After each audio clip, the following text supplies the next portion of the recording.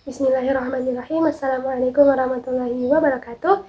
Perkenalkan, saya Lilia Pratiwi dari Lokal 6B bersama teman saya Natasha Adira dari Program Studi Pendidikan Agama Islam, jurusan Tarbiyah dan Keguruan Sekolah Tinggi Agama Islam Negeri Bengkalis. Baik, di sini kami dari kelompok 12 akan mempresentasikan makalah yang telah kami susun dengan judul Sistem, Problematika, dan juga kebijakan pendidikan di Saudi Arabia serta perbandingan dengan pendidikan di Indonesia. Untuk memenuhi tugas mata kuliah perbandingan pendidikan dengan dosen pengampu Ibu Ika Kurnia Sofiani, STHI, MPDI. Pendidikan adalah sebuah proses perubahan aspek afektif dan tingkah laku seseorang atau kelompok orang yang dalam hal ini adalah peserta didik sebagai usaha mendewasakan mereka melalui upaya pengajaran dan pelatihan yang terdiri atas proses perbuatan dan cara mendidik atau membimbing. Arab Saudi sebagai negara awal mula dari agama Islam tidak hanya terkenal sebagai negara dengan dua kota suci bagi umat Islam di seluruh dunia, yaitu kota Mekah dan kota Madinah. Namun, Saudi Arabia juga menjadi salah satu pusat pendidikan dunia di Timur Tengah selain Mesir, baik dalam ilmu umum dan terkhusus kepada pendidikan Islam atau studi Islam. Kerajaan Arab Saudi adalah sebuah negara yang terletak di Asia Barat Daya. Merupakan negara terbesar di Jazirah Arab, berbatasan dengan Teluk Persia dan Laut Merah, serta utara Yaman. Garis pantai yang luas di Teluk Persia dan Laut Merah memberikan pengaruh besar pada pengiriman, terutama minyak melalui Teluk Persia dan Tarusan Suez. Sistem pendidikan di Saudi Arabia memisahkan antara laki-laki dan perempuan sesuai dengan syariat Islam.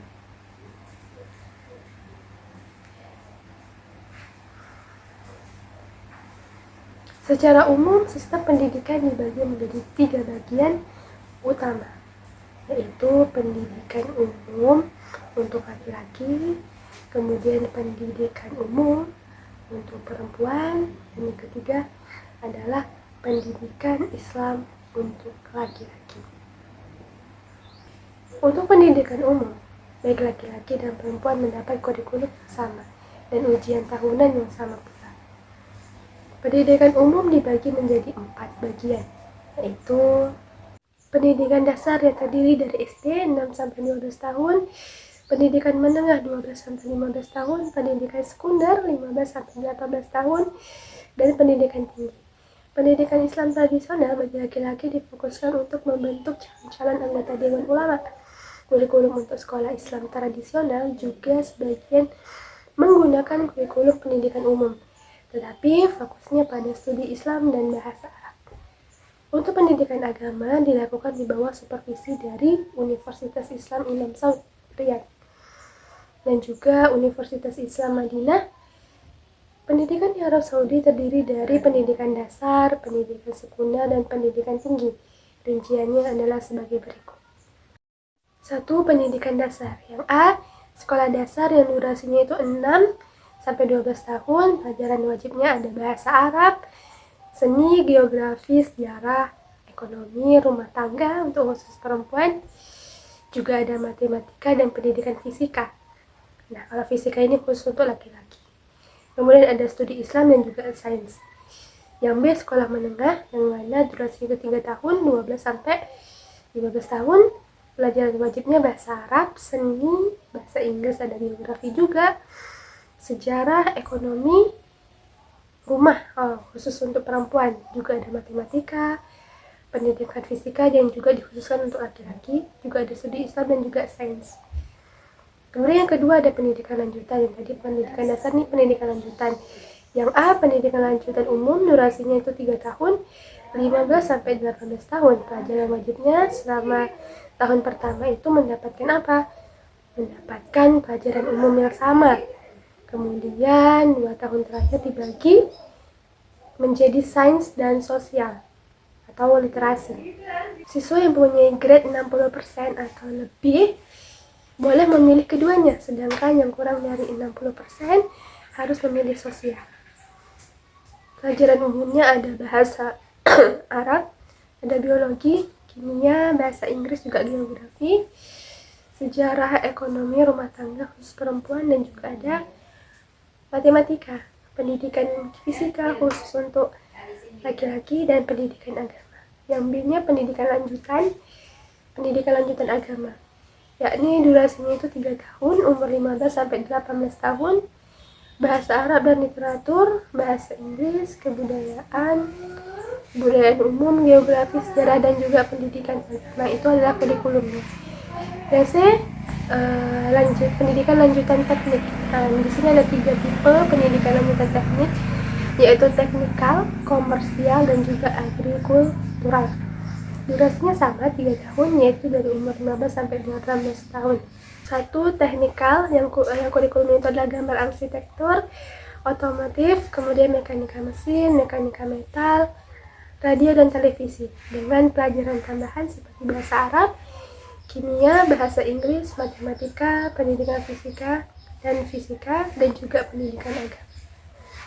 Kemudian yang kedua, komersial, kurikulumnya bahasa Arab, akuntansi, dan pembukuan, korespondensi komersial, ekonomi, bahasa Inggris, matematika, ekonomi, matematika umum, geografi, manajemen dan kesekretariatan, dan pendidikan agama. Kemudian yang ketiga, agrikultural, yakni ada ekonomi, agrikultur, agronomi perkembangbiakan hewan, biologi terapan, kimia terapan, matematika terapan, fisika terapan, ada juga bahasa Arab, bahasa Inggris, manajemen pertanian, dan juga lahan. Ada hortikultura juga, pendidikan agama, pemasaran, dan nutrisi pangan. Itulah kurikulum yang terdapat di dalam sekolah itu. Dasar, kemudian lanjutan, dan ini ada pendidikan tinggi, yang mana jenis perguruan tinggi di Arab Saudi meliputi universitas, institut untuk perempuan, institut administrasi publik, dan juga institut keguruan. Semua universitas berada di bawah supervisi Kementerian Pendidikan Tinggi, kecuali Universitas Islam Madinah. Universitas terbaik di Arab Saudi untuk pendidikan agama Islam yang berada di bawah supervisi Dewan Menteri. A, ada universitas. 1. Untuk pendidikan tinggi, universitas tingkatannya sama seperti universitas pada umumnya, yaitu strata 1 ke bachelor, strata 2 master, dan strata 3 doktor. Ada 2 jalur untuk S2 dengan tesis ataupun dengan kuliah. Apabila mahasiswa mengambil jalur tesis, maka setelah menyelesaikan mata kuliah, apabila sudah menyelesaikan mata kuliah yang sudah ditentukan, ia harus menyelesaikan tesis kurang lebih selama 1 tahun. Namun, sedangkan untuk jalur kuliah, maka mahasiswa hanya perlu menyelesaikan seluruh mata kuliah yang telah ditentukan dengan jumlah mata kuliah yang lebih banyak tentunya ya. Kemudian ketiga, untuk S3, waktu yang dibutuhkan adalah 3 tahun, yakni setelah menyelesaikan S2. Untuk S3, mahasiswa harus menyelesaikan mata kuliah dan menyusun disertasi yang merupakan hasil riset independen yang telah dilakukan oleh mahasiswa yang bersangkutan. Setelah itu, biasanya ada tambahan syarat, kadang-kadang diperlukan seperti minimal mempublikasikan jurnal internasional, ataupun bisa juga dengan konferensi internasional. Yang kedua, non-universitas. 1, technical college, yaitu pendidikan tinggi. Ini setara dengan diploma yang harus diselesaikan selama 3 tahun. Bidang-bidang yang tersedia ada kontrol otomatis, sistem elektrikal otomatis, ada otomotif, perlengkapan elektrik, instalasi elektrik, kimia industri, elektronik industri, dan teknik produksi. Yang kedua adalah Higher Technical Institute, yaitu pendidikan ini seperti layaknya D1 yang dapat diselesaikan hanya selama 1 tahun saja. Yang ketiga ada Higher Technical Institute for Financial and Commercial Science. Pendidikan ini khusus untuk ilmu keuangan dan komersial. Kurikulumnya antara lain akuntansi, korespondensi komersil dan bisnis, bahasa Inggris, asuransi, kebudayaan Islam, pemasaran dan juga perikanan, pembelian dan inventory, dan kesekretariatan. Nah, lamanya adalah 2 tahun pendidikan. 4 ada The Institute of Public Administration. Lama studinya itu adalah 2 tahun sampai 3 tahun.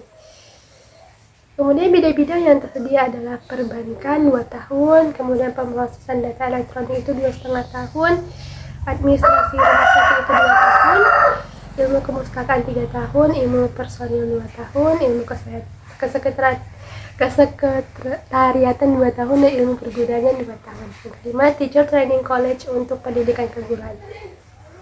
Jurusannya terbagi 3, yaitu guru sekolah dasar dan menengah. Pertama, primary school. Yang kedua ada guru sekolah menengah atas, secondary school, dan ketiga ada guru pendidikan lanjut, higher education. Sekarang mari kita bandingkan dengan sistem pendidikan yang ada di Indonesia. Nah, sistem pendidikan di Indonesia itu disebut dengan sistem pendidikan nasional, yang mana mempunyai arti bahwa keseluruhan komponen pendidikan yang saling terkait secara terpadu untuk mencapai tujuan pendidikan nasional. Kemudian sistem pendidikan nasional itu terbagi menjadi 2 bagian, yaitu 1, kelembagaan yang terdiri dari jenjang pendidikan dan jalur pendidikan, yang mana jenjang pendidikan ini adalah tahapan pendidikan yang ditetapkan berdasarkan tingkat perkembangan peserta didik, yang mana memiliki tujuan yang akan dicapai dan kemampuan yang dikembangkan. Adapun macam-macamnya adalah sebagai berikut. Yang A, pendidikan anak usia dini. Mengacu Undang-Undang Nomor 20 Tahun 2003 Pasal 1 Butir 14 tentang Sistem Pendidikan Nasional. PAUD adalah suatu upaya pembinaan yang ditujukan bagi anak sejak lahir sampai dengan usia 6 tahun, yang dilakukan melalui pemberian rangsangan pendidikan untuk membantu pertumbuhan jasmani dan juga rohani agar anak memiliki kesiapan dalam memasuki pendidikan lebih lanjut. Kemudian yang B ada pendidikan dasar, yang merupakan jenjang pendidikan awal selama 9 tahun pertama masa sekolah anak-anak, yang melandasi jenjang pendidikan menengah. Kemudian yang C, pendidikan menengah. Pendidikan menengah merupakan jenjang pendidikan lanjutan pendidikan dasar. Kemudian yang D ada pendidikan tinggi, yang merupakan jenjang pendidikan setelah pendidikan menengah, yang mencakup program pendidikan diploma, sarjana, magister, spesialis. Kemudian ada juga doktor yang diselenggarakan oleh pendidikan tinggi. Tadi jenjang, sekarang jalur. Nah, jalur pendidikan itu apa? Yaitu wahana yang dilalui peserta didik untuk mengembangkan potensi diri dalam suatu proses pendidikan yang sesuai dengan tujuan pendidikan. Adapun macam-macamnya itu ada pendidikan formal, yang A, pendidikan formal, yang merupakan pendidikan yang diselenggarakan oleh sekolah-sekolah pada umumnya. Jalur pendidikan ini mempunyai jenjang pendidikan yang jelas, mulai dari pendidikan dasar, pendidikan menengah, sampai pada pendidikan tinggi. Yang B, pendidikan non formal. Nah, ini paling banyak terdapat pada usia dini ya, serta pendidikan dasar atau TPA, atau juga taman pendidikan Al-Quran yang banyak terdapat di setiap masjid dan sekolah minggu yang terdapat di seluruh gereja. Selain itu ada berbagai kursus, diantaranya seperti kursus musik, bimbingan belajar, dan juga sebagainya.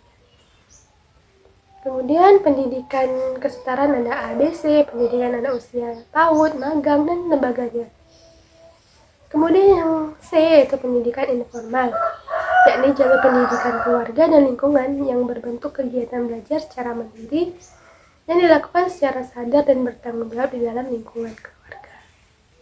2. Jenis pendidikan yang terdiri dari umum, kejuruan, dan lain-lain. Jenis pendidikan adalah kelompok yang didasarkan pada kekhususan tujuan pendidikan suatu satuan pendidikan. Adapun macam-macamnya adalah sebagai berikut. Yang A, pendidikan umum. Pendidikan umum itu apa? Yakni merupakan pendidikan dasar Dan menengah yang mengutamakan perluasan pengetahuan yang diperlukan oleh peserta didik untuk melanjutkan pendidikan ke jenjang yang lebih tinggi. Bentuknya bisa seperti apa saja, ada SD, ada SMP, sekolah menengah pertama, dan juga ada SMA, sekolah menengah ke atas. Yang B, pendidikan kejuruan. Pendidikan kejuruan itu ialah pendidikan menengah yang mempersiapkan peserta didik itu terutama untuk bekerja dalam bidang tertentu. Bentuk pendidikan atau bentuk satuan pendidikan itu bisa dengan sekolah menengah kejuruan atau disebut dengan SMK. Yang C, pendidikan akademik, ialah pendidikan tinggi, program sarjana, dan pasca sarjana yang diarahkan terutama pada penguasaan disiplin ilmu pengetahuan tertentu. Yang D, ada pendidikan profesi. Apa sih pendidikan profesi itu? Yakni pendidikan tinggi setelah program sarjana yang mempersiapkan peserta didik untuk memasuki suatu profesi atau menjadi seorang profesional. Yang E, pendidikan vokasi, yakni pendidikan tinggi yang mempersiapkan peserta didik untuk memiliki pekerjaan dengan keahlian terapan tertentu maksimal dalam jenjang diploma 4 setara dengan program sarjana atau S1. Yang F, pendidikan keagamaan, yakni pendidikan dasar, menengah, dan tinggi yang mempersiapkan peserta didik untuk dapat menjalankan peranan yang menunjukkan penguasaan pengetahuan dan pengalaman terhadap ajaran agama dan atau menjadi ahli ilmu agama. Kemudian yang G, pendidikan khusus, yakni penyelenggaraan pendidikan untuk peserta didik yang berkelainan atau peserta didik yang memiliki kecerdasan luar biasa yang diselenggarakan secara inklusif atau bergabung dengan sekolah biasa. Baik, yang B yaitu perbandingan problematika pendidikan di Saudi Arabia dengan di Indonesia. Terdapat beberapa problematika pendidikan di Saudi Arabia. Yang pertama, masalah pertentangan antara kaum Sunni sebagai kelompok mayoritas mencapai 90% umat Islam di Arab Saudi dengan kelompok Syiah yang hanya 10%. Yang kedua adalah masalah dominasi guru. Guru masih banyak yang menerapkan teacher-centric system of education. Guru menuntut siswa patuh dan taat untuk mengikuti perintahnya. Yang ketiga, masalah disparitas gender. Yang keempat, masalah dikotomis agama dan pengetahuan umum. Yang kelima, di TK dijumpai masalah kurang kerjasamanya antara wali murid dengan pihak TK. Yang keenam, di SD masalah putus sekolah. Yang ketujuh, di SMP masalah buku ajar. Mata pelajaran akidah Islamiyah belum mampu membimbing anak didik untuk berkepribadian muslim. Yang kedelapan, di SMA sekolah belum berhasil mendidik anak didik untuk menghayati dan mengamalkan akidah Islamiyahnya. Yang kesembilan, sebagian guru mengajar materi ajar dengan metode yang tidak dapat mengembangkan cara berpikir anak didik. Dan yang ke-10, ditemukan juga bahwa sebagian anak didik yang drop out dari sekolah akan menjadi penganggur dan pengacau keamanan. Nah, sekarang mari kita bandingkan dengan problematika pendidikan yang berada di Indonesia. Yang pertama, di Indonesia kurikulum yang membingungkan dan terlalu kompleks. Yang kedua, pendidikan yang kurang merata. Yang ketiga, masalah penempatan guru. Yang keempat, rendahnya kualitas guru. Yang kelima, mutu dan relevansi pendidikan. Yang keenam, biaya pendidikan yang mahal. Yang ketujuh, efisien dan efektivitas pendidikan. Yang kedelapan, metode pembelajaran yang monoton. Yang kesembilan, sarana dan prasarana yang kurang memadai. Dan yang kesepuluh, rendahnya prestasi siswa. Baik, selanjutnya yang C, perbandingan kebijakan pendidikan di Saudi Arabia dengan Indonesia. Nah, di Saudi Arabia, semua buku dan pelayanan kesehatan untuk siswa disediakan secara gratis oleh pemerintah. Pendidikan Islam tradisional bagi laki-laki difokuskan untuk membentuk calon-calon anggota Dewan Ulama. Sebagai bentuk pembinaan pemuda, Saudi Arabia berupaya meningkatkan prestasi mereka di bidang olahraga dan kebudayaan yang ditangani oleh Badan Negara Urusan Kesejahteraan Pemuda. Nah, sekarang mari kita bandingkan dengan kebijakan pendidikan yang berada di Indonesia. Bagi kita, bangsa Indonesia telah terdapat dasar hukumnya bagi pelaksana pendidikan, baik pendidikan umum maupun pendidikan agama, baik negeri maupun swasta. Nah, adapun landasan atau dasar pendidikan nasional bagi bangsa Indonesia dapat